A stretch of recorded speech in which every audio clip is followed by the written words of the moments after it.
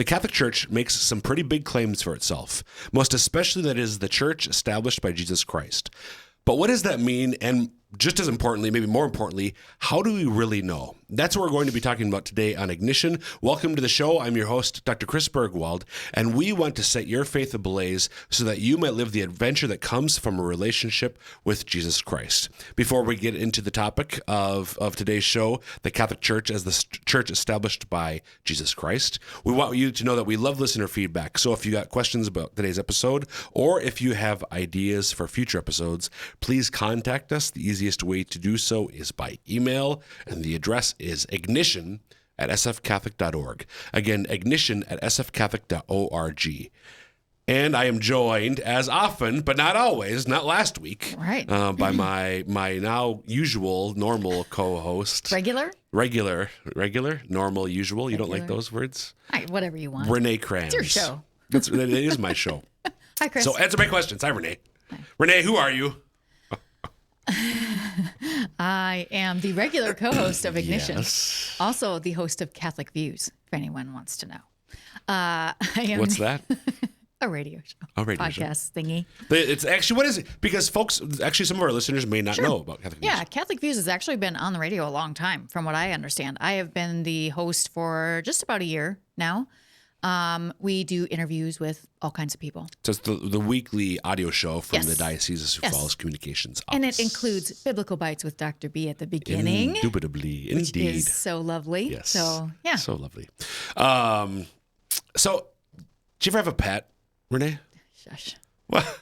I've had lots of pets. What's your first pet's Not name? Nope, not giving any What's of that your up. mother's No, so wait, what is I thought about the church established by Jesus. Renae made a really good point. I want to talk about this. We're going to talk about this. This is going to be fun radio.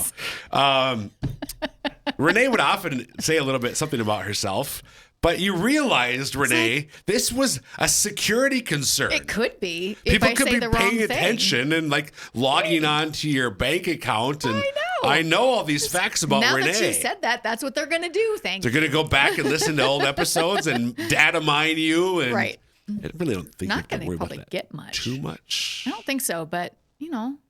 Yeah, it's good to be. It's prudent to be cautious in this day and age. Yeah. Yeah. I'm just going to leave it there. Nothing else? No. Okay. If I think of something fun, I'll tell you. As long You're as it married to doesn't- Ryan for 18 I am, years. Yes. 18 years this originally year. from Watertown. Yes. Yep. Been in Sioux Falls since 2005. You could just say fake things, which would throw people I off. could. Ooh, that and would be most people fun. wouldn't know any different. I'll give them like all Bill's information or something. There we go. I live on Prairie Avenue. Oh, shush. What? Oh. Okay. Anyway. Enough inane Silliness. banter. Enough silliness. So this is actually today's topic. I mentioned, folks, if you want to submit questions, ignition@sfcatholic.org. This actually was a question that a listener submitted just a few weeks ago. Great. So basically, we want to talk about this. As it took us 3 takes to get the open right, didn't it? Oh, it took you 3 takes to get the open right. Pretty big. I just sit I want here. to say pretty pig, but that doesn't mean the same You thing. could have just left it now that you told them all what I you don't did. mind. You know, I'm an open book, Renae. Right, yeah, Anybody clearly. who knows me knows that. The church makes some big claims, but one in particular is that the Catholic Church teaches that it is the church that Jesus Christ established on earth. Right. And I think that just when people who, first of all, people who aren't Catholic but are Christian, that kind of, wait, hold on now. That's They're bold. pretty big for your britches there, aren't you, Bergwald? That's a bold statement, It is a Cotton. bold statement. Even for Catholics, we can be a little bit, that seems a little makes me a little awkward, uneasy. So I think I'm grateful for the listener asking about this topic, because I do think it's worth talking about. What does that mean? What doesn't it mean? And then, of course, how do we know? Right. Prove it. Right. The proving it, to me, to be honest, is a little bit easy. I mean, apologetics is the field, the sub-branch of theology that is about explaining and defending our faith. When people have questions or challenges to our faith, it's apologetics and apologists. They're not saying sorry for being Right. Catholic. Nope. It's apologetics that gives the explanation, the response, and there are all sorts of books, articles, magazines, podcasts, TV shows, all sorts of resources out there. Catholic Answers Live is on many Catholic Great radio show. stations, including our networks. Yeah, 5 o'clock. 5 o'clock Central. So the all sorts of places that people can get those answers. I'm going to touch on something just briefly. And then oftentimes, like Catholic Answers Live, they do a good job of explaining what it doesn't mean, how it's not as arrogant as it might seem to people, and how we can talk about it in a way that doesn't turn people off. Yeah, that's a big one. Right. So just sort of with that, this is where we're going. You're a cradle Catholic. I am. Is it okay to say that, or is that violating your security protocols? I don't know. Is that ever a question on security questions? Are you a cradle Catholic? What kind of a cradle Catholic are you? Cradle. When did you do you remember roughly when, teen, 20s, more recently, when you became aware of this particular claim the church makes for herself? I suppose that would have been more maybe after college, really thinking about it. Yeah. And for you, I mean, again, as a lifelong Catholic, in your own case, and somebody you've talked before, you never really fell away for more than like a Sunday or two. Right. A lazy Sunday. Right. Did that make sense to you, or did you? Yeah, Okay. it did. I didn't really have a problem with it. It was always like you would think about it more if someone outside of the Catholic Church asked you about it or said something about it, which wasn't very often. So I was going to say then, have you ever found yourself in a conversation with somebody where this topic comes up, and whether they were fine with it or not? Have you been in a conversation like that before? I haven't had the conversation about that specific thing. I don't believe. Not that I can remember. Okay. If I did, I probably was just like, I'm not talking about that. I don't know how to defend it. So. Right. So now, do you know how you would go about in a friendly conversation? Yeah, I would have a few tricks up my sleeve. I don't know if I could fully do it like the Catholic Answers apologists do, but I have a few things I could. Do you mind sharing, or do you want me to go first? Well, so I would probably talk about the keys to Peter. Okay. I would talk about, this is a little unfair because I just did an interview with Father Morgan about the feature story that I'm writing. We talked about this a little bit. That's fine. But you're prepared for once on right. For once. Yeah, thank you. I heard you. Go by. Talk about Jesus as the bride of the church as the bride of Christ, and his establishing the church during the Last Supper and while before he died on the cross. So those things, establishing the priesthood with the apostles. There's a lot of connections you can make. But like I said, I might struggle a little bit just because I'm not an apologist. Right.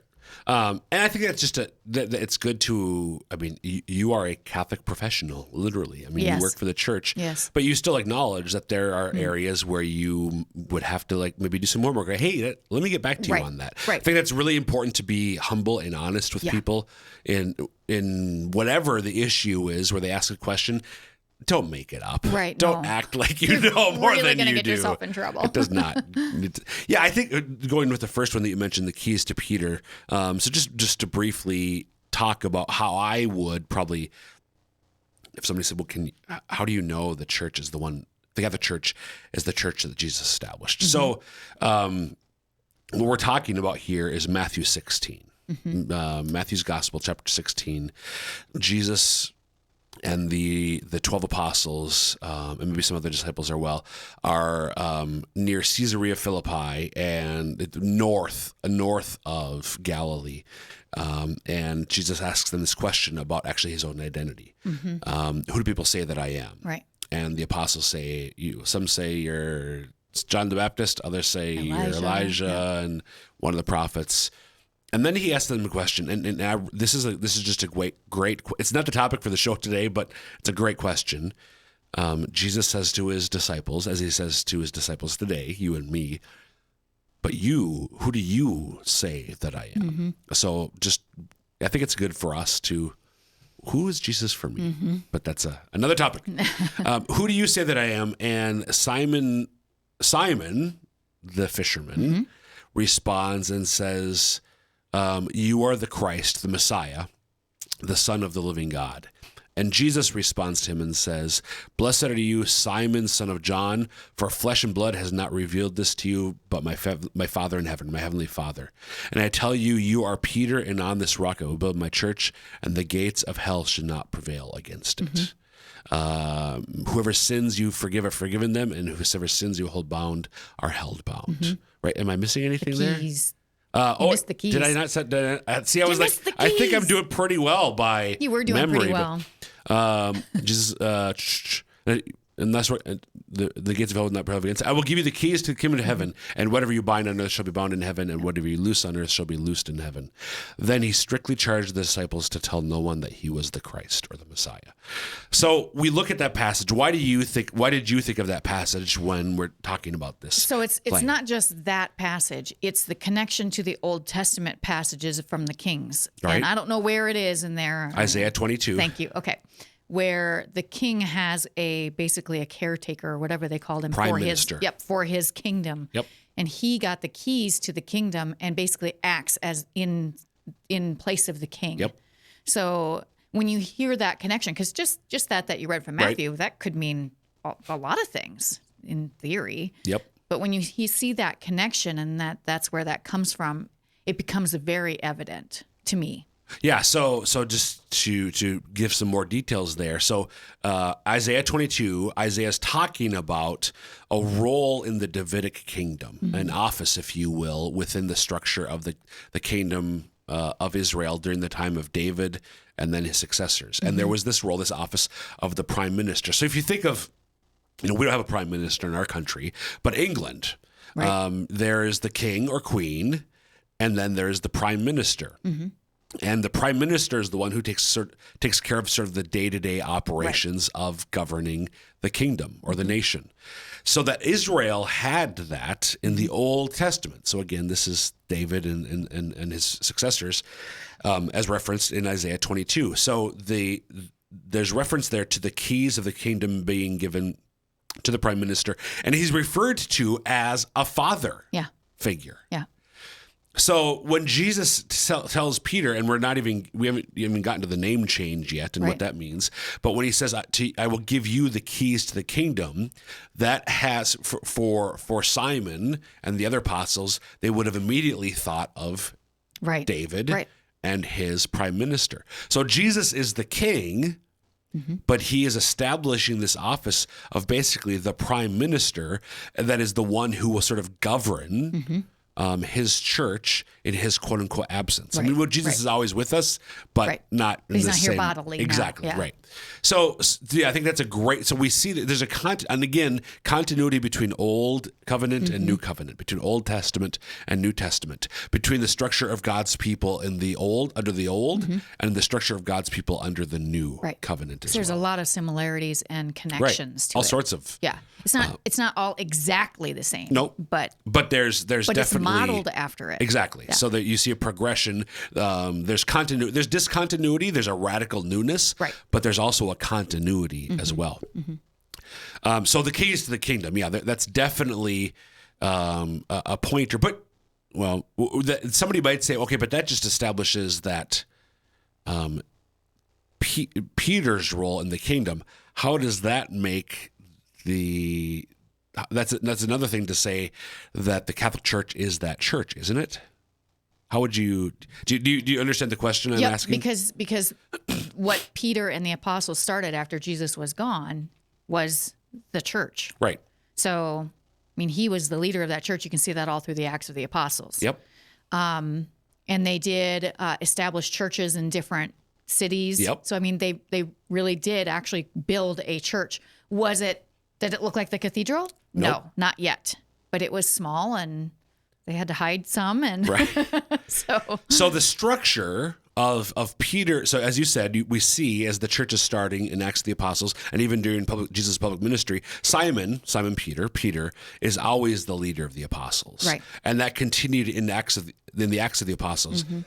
excuse me, continuing Acts of the Apostles, where you see Simon has the leadership role as given to him. Right. He didn't seize it for himself. It was given to him by Jesus in Matthew 16. Mm-hmm. And then we know historically, all of the apostles handed on their authority to successors, to overseers, what we call in English today, bishops. Yeah.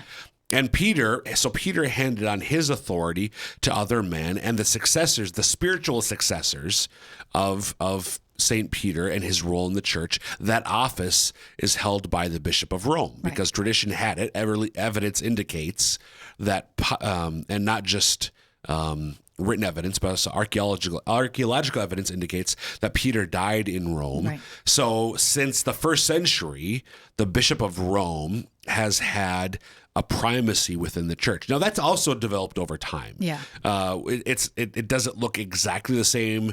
Wasn't always called the Pope. Today as then. It wasn't always called the Pope. Right. But that role has always been, even at the end of the first century, the Pope Clement the First. Well, he wasn't called Clement the First because there was no other Pope Clement at the time.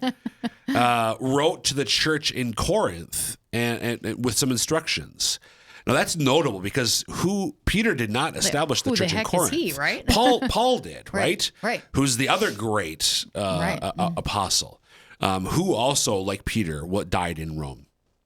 So the church in Corinth was established by Paul, and yet it's the successor of St. Peter who feels he has the authority to weigh in. And there's all sorts of other things that we can point to, but it's pretty clear that, and just as, you know, whether it's a human being or an oak tree that starts as an acorn, as a living thing grows, it somewhat changes its appearance over time. They're just figuring this stuff out here. Right. So what it looks like is going to unfold over time. Right. But we definitely see that the church established on Peter's authority was handed on, and has been handed on for 2,000 years down now today to Pope Francis. Right. So that's one piece of it. The other piece that I want to talk about, though, is the change in the name of Peter. But if in case you're just tuning in, folks, you're listening to Ignition. I'm your host, Dr. Chris Bergwald, and Renae Kranz are talking today about the church's claim that it is the church established by Jesus Christ. And we're really focusing on Matthew 16, where we see that Simon, who becomes Peter, basically played the role of prime minister, leader after Jesus of the church on earth. So the other thing we see is his name is changed from Simon to Peter. Well, Peter is a Greek word, Petros. It means rock. So my thing is basically Jesus said, "Blessed are you, Simon, son of John, for flesh and blood is not revealed this to my Father in heaven. And I tell you, you are rocky, and on this rock I will build my church." He's changed Simon's name from Simon to Rock or Rocky. And actually in the Aramaic, Peter's response is yo. If you look closely, yo. Adrian. See where I'm going here? Do I have to spell this out for you? Apparently. No. So there's a change in changing Jesus' name. He's changing Simon's identity. Right. He is now the rock of the church. Doesn't mean he's sinless. He doesn't mean he won't screw up. Years later, we read in Galatians chapter 2 that Paul sort of had to hey, Peter, what the heck are you doing? At one point, because the way that Peter was acting towards Gentile Christians, he was preferring the Jewish Christians and Paul's like, hey, come on, buddy. Which is also another indication of Peter's primacy when Paul came back to Jerusalem to meet with him about it and say, can we change this? Right. So his name is changed, indicating a change in identity and mission. So by the power of Jesus Christ, this fisherman, Simon, is now Peter, the prince, the head of the apostles, the earthly head of the church after Jesus Christ himself. So what does that have to do with the church's claims? Well, as we talked about, there's this lineage. So for me, when I was away for more than a Sunday or two, when I came back and I'm looking at, because basically my faith was rekindled because it was challenged. And I look, okay, why do I too was a cradle Catholic? That's not a security answer in any question of mine. No. I've tried. So I grew I grew up as a Catholic, but I didn't really understand the whys Right. of our faith. So I was really, okay, how do we know that we're the church established by Jesus? And this is the one that sort of always remained with me, because I trust Jesus Christ and the promises he made to Peter about Jesus's church that he was building on Peter, that I know the Catholic Church is the one established by him. Right. So it's not because Peter was brilliant, but Jesus said the gates of hell will not prevail against you. In other places, Paul talks about the church as the pillar and bulwark of truth. So throughout the Gospels and actually the Apostles, we read about, there are different churches, but they all together constitute the one church. Right. There's one church that's united, as Paul talks, in belief, that is in faith. There's not a whole variety of doctrines, of teachings. Yes. There's one. There would have been. Right. Yeah. There's one church established by Jesus Christ. And what church today has Peter or his successor at the head of it? The Catholic Church. Okay, so that's kind of just and there's all sorts of resources, and I'll mention a few at the end of the show that get into more about this. But the thing, Renae, that I want to make sure we talk about is what this does and doesn't mean. So it does, and to start with what it doesn't mean. It doesn't mean, therefore, that every other Christian church is wrong, evil, completely bad, off the rails. Completely off the rails. The Catholic Church says, no, that other Christians have a great deal of truth, like the Bible. Like, obviously, they practice baptism. They pray. So they believe in the Trinity. The Trinity, that Jesus Christ is truly God and truly man. Right. So there's all these beliefs, all these practices that all sorts of Christians hold to. The Catholic Church is not, when the church says that this is the church established by Jesus, she's not saying, and therefore, if you're not Catholic, you're completely off the rails. Right. No, she acknowledges that there's a lot of truth, Christian truth, biblical truth in other churches outside of the Catholic Church. Right. So I think it's one thing that sometimes other Christians, but even sometimes Catholics, get wrong. It's like, if the Catholic Church is true and everything else is false, well, then no, it's not that. Right. It's not that black and white. Right. It's not that simple. So the church is also very clear. It doesn't mean that only Catholics will go to heaven. Right. That some people, so you're the only church, so only Catholics can go to heaven? No, the Catholic Church, again, teaches just the contrary. It's possible, certainly possible, for other people to go to heaven. So it doesn't mean those things. Any other misunderstandings that you've heard of, thought of, that when the people talk about how the church is the one established by Jesus Christ, how people can misunderstand that or draw maybe false conclusions? I'm trying to think, and I'm drawing a blank. Oh, that's fine. That's fine. Those are two that I thought of or I've heard from others, Yeah. and I just want to make sure that we address those. Yeah. So that's what it doesn't mean. That. So what does it mean? It means that in the Catholic Church, and this is related to the first point, in the Catholic Church we find the fullness of Christian biblical truth. Right. We find the fullness of the means of salvation. So it's and I did not, you and I, we're cradle Catholics. We didn't do anything to deserve this. Right. So we're not triumphalistic about it because it's purely a gift from God, and it's open to everybody. Yep. I mean, everybody is invited to partake of this incredible gift. That's what the church desires, everyone to participate in this gift, not because we're right and you're wrong, but no, God has given us the gift of the Catholic Church. And we want to do whatever we can to draw all other men and women into what the church calls itself sometimes, the household of the Church of God. Yeah. I don't know if I've heard that. Vatican II, we talked about a few weeks ago. Of course. One of the purposes of the council, to do whatever we can to invite others into the household of the Church of God. Yeah. So that's what it does mean to say the church is the one established by Jesus Christ, the fullness of truth and the means of salvation. You know, I have two favorite questions. Why and do you remember the second So one? what? So what, Renae? What is this for you and your own experience growing up, in your case, as a lifelong, fairly faithful Catholic? Yeah. What does it mean that the Catholic Church is the church established by Jesus Christ? Well, for myself, and I can only speak for myself, I would say I want to try to get the most truth I can. So be in the place where at least what I can see has the most fullness of truth. Terrible with English. It. That's fine. I know the journalist in you is going to you're going to beat yourself with a stick later. But terrible.